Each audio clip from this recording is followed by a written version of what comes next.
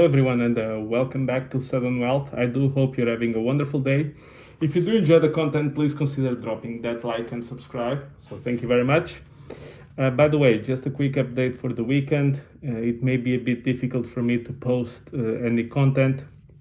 I'm actually going to be outside the country for the weekend for an event that I must attend. I will try to pre-record something throughout the week that makes sense over the weekend, but if there's a major update or something that happens over the weekend, please be aware that I will probably not be able to cover it. So I just wanted to leave it out there. Another update on the channel: I've created a community post about a month ago, and it's actually tied between making live streams once a week or 2 times per month, so meaning bi-weekly, once every 2 weeks. So whoever unties that tie, I will start making those half an hour 45 minute streams probably on Saturdays, but at least within the time period agreed. Now let's kickstart. Yesterday I spoke about a couple of developments in the crypto space. I wanted to maybe just quickly go through them. So basically, the first spot Bitcoin ETF was approved in Europe and has been listed in Amsterdam. So basically, this ties in with what I mentioned before, that if the SEC falls behind on regulation, that we will end up seeing the innovation, unfortunately, going to other parts of the globe. Same thing happened in Singapore with a clear regulation coming out for stablecoins, which is what everyone wants. In order for the big players to join the space, they need to understand exactly the rules of the game to avoid getting discretionary fines of hundreds of millions of dollars here and there. So the next step will be, I guess, the US. And indeed, this guy, Gary Gensler, has been receiving a lot of pushback, not just on crypto, but on many things from both parties. So hopefully, but maybe, I was thinking, I mentioned to you before, right? Like I'm trying to look for the big catalyst besides the ETFs and the Bitcoin halving to kickstart the next bull market. Maybe it will be the firing or the guy leaving his job voluntarily. Maybe Gary Gensler. Maybe that's going to be the kickstarter of the crypto bull market. We'll see. But I do believe he's not going to last much longer in his position, particularly because other areas of the globe, such as China via Hong Kong, Russia, and also some Arab countries, namely the UAE, where Dubai is established, is moving quickly with blockchain technology and crypto adoption as well. So this is just ties in with what I mentioned before, which is if the US doesn't grab the innovation, it will not disappear. It may be short-term bearish, but overall, the market will move forward with or without the US. So let's hope the US takes a big part in this and that we don't waste the leading position that took us so long to obtain. Now, where are we in the cycle? Same position, It's amazing. It's literally like watching paint dry. This phase really, many people cannot take it. I always say, look, it's the summer, try to enjoy life. The world is not always about money. But eventually we will get out of this unseemingly cemetery of volatility and action. And typically this tends to resolve to the upside. So I do think probably in about a month, we will see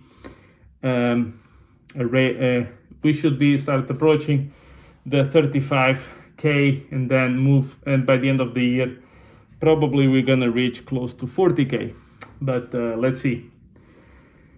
Regarding the situation with my retirement bags, as you know, with the Richard Hart ecosystem. So to me, I look at X, Ethereum plus Pulse Chain X, so there are two X's. And in my case, I look at them combined and then also at Pulse Chain and Pulse X. So what I wanted to say is I've had a closer look at the process. I see two options and two way outs here. Either Richard Hart pays a fine, settles with the SEC, pays a fine, just like in the situation of EOS, and basically these situations tend to be resolved with slap on the wrist, you pay, you move forward. Or it can also be fought in court, and then basically you have a stamp saying you are not a security, just like XRP does. Now, one of the reasons why XRP's price action is still not great is not just the fact that we are still in the recovery year and in many cases bear market for altcoins, but also because Ripple, the organization behind it, dumps it on a regular basis. So it's always much harder than other projects to succeed. I'm trying to find the next big thing in crypto. So the previous cycles was layer 1 NFTs and dog coins. I'm not sure what's going to be the narrative for the next cycle. I'm thinking about interchain operability. So projects that allow different blockchains, let's say Binance Smart Chain, Ethereum, Pulse Chain, Avalanche, etc., to talk to each other. Because at the moment, the only thing we have are bridges, and bridges are unfortunately hacked quite often. And also, it's a shame that you can have a great project that launches, let's say, on Ethereum, but then it cannot actually do nothing on the other chains unless you relaunch it, but then you split your base. So maybe it's going to be something like that. Maybe it's going to be something related to artificial intelligence. Who knows? You've seen that those coins around AI have been dropping.